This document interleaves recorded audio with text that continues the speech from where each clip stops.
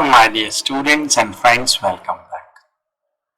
It's a new video here for you, and here in that video I am going to use these interrogative words: where, why, how, when, who, which, whom, whose. And these are interrogative words, we know it, and we can use them to make an interrogative sentence. इनको use करके हम एक interrogative sentence बनाते हैं. जैसे आप कहाँ रहते हैं तो हम वेयर को यूज करके सिंपल बना लेते हैं, वेयर डू यू लिव, या वेयर डिड यू गो. तो किसी भी टेंस में यूज हम इनको करते हैं क्वेश्चन वाले वाक्य यानी इंटेरोगेटिव सेंटेंसेस बनाने के लिए. तो I am not going to tell you how we make interrogative sentences using these interrogative words. तो मैं वो नहीं बता रहा हूं आपको. यहाँ पे मैं इनको,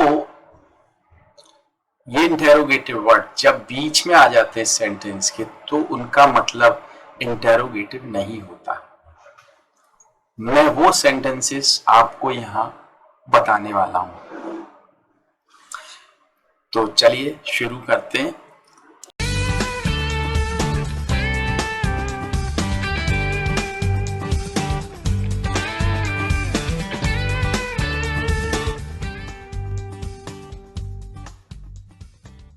तो जैसे वेयर, तो where you know the location, कहाँ, लेकिन हम इसको जहां भी बोलते हैं तो इसका मतलब जहां होता है जब बीच में आ गया.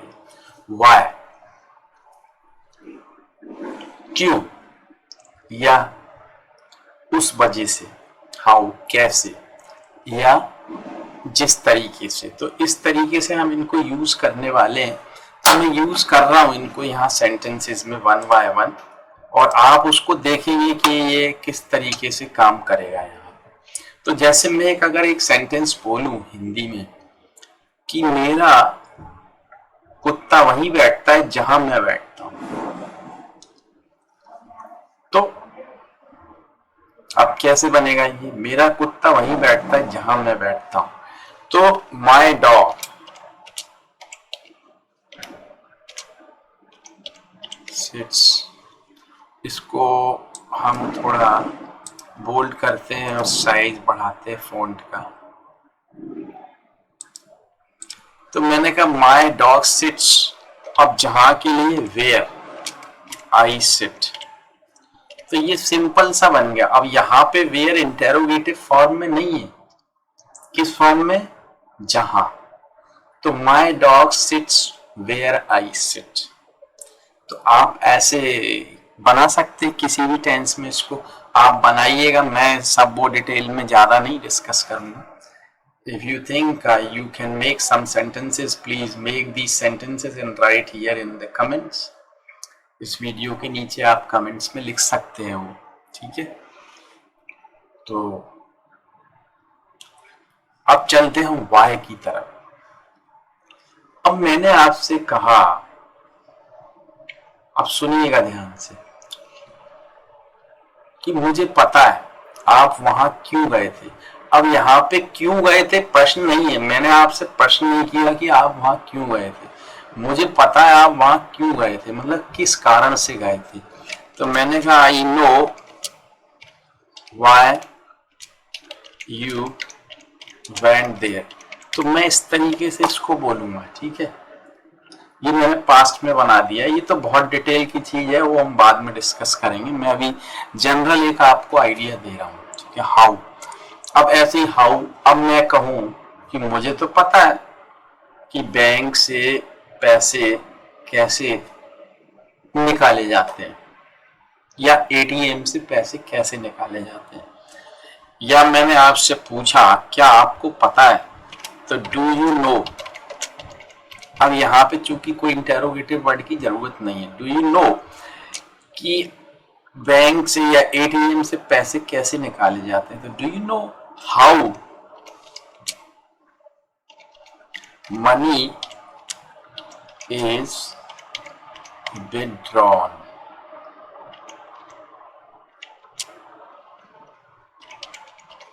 थ्रू, या हम इसमें फ्रॉम भी कर सकते हैं, फ्रॉम एटीएम।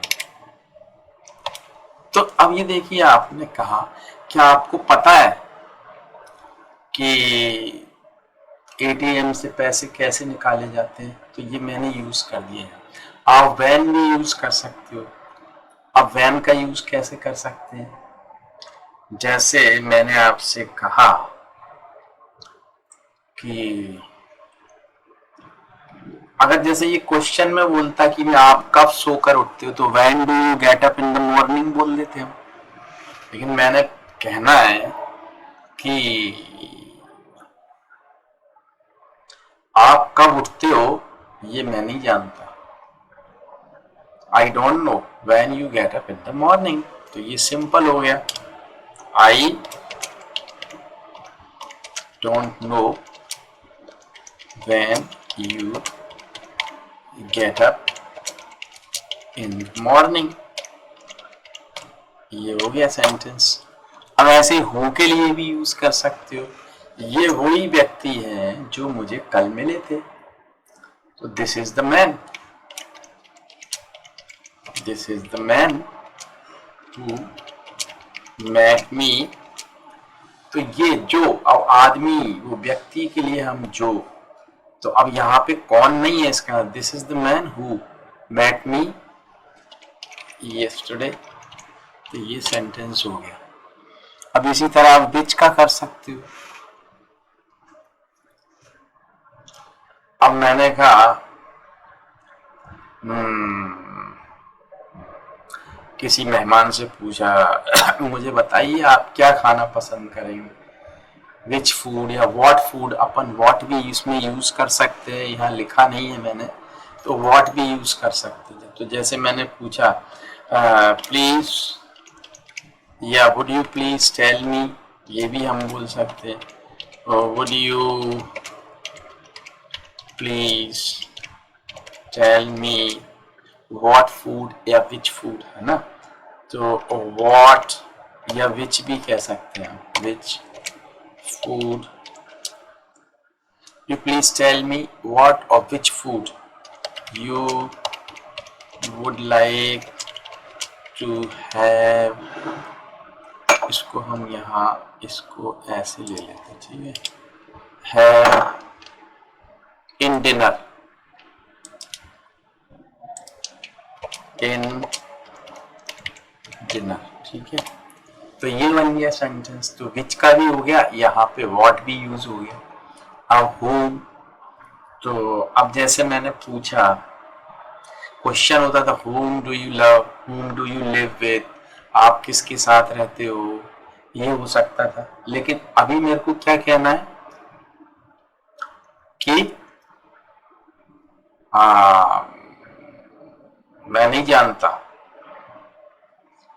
कि आप किसको प्रेम करते हो।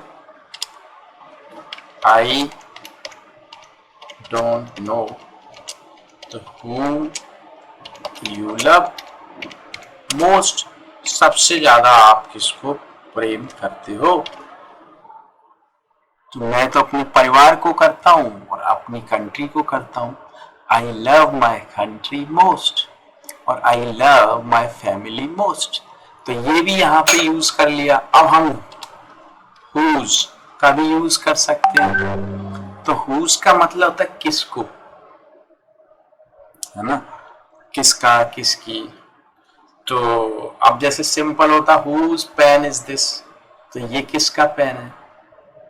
लेकिन अब मैं कहूँ उसको तो पता चल गया, he has known whose pen this is। तो मैंने कहा he has known whose pen this is। तो ये इस तरीके से आप यूज कर रहे हैं। तो मैंने यहाँ पे आपको इंटेरोगेटिव क्वेश्चन बनाना नहीं बताया, मैंने बताया कि इंटेरोगेटिव वर्ड्स को सेंटेंस के बीच में ले आए तो उसका अर्थ कैसे होता है और क्या फ्रेजेस बन जाते हैं। तो ये मैंने आपको बताने की यहाँ पे कोशिश की। तो अगर आपको वीडियो अच्छा लगा तो please like it, share it with others and subscribe to my channel to watch my new videos. And you know, I have been an English teacher for the last 30 years and I have been teaching English online for the last 10 years. You may go through my YouTube channel to watch my videos. I have recorded some of the videos with my students and these are live classes. So you may contact me if you think you want to learn English with me. You may contact me. I have already given my email ID and Skype ID here in that video and below that video. तो आप contact कर सकते हैं मुझसे अगर आपको लगता है कि आप इंग्लिश सीखना चाहते हैं तो। Thanks for watching. Thank you.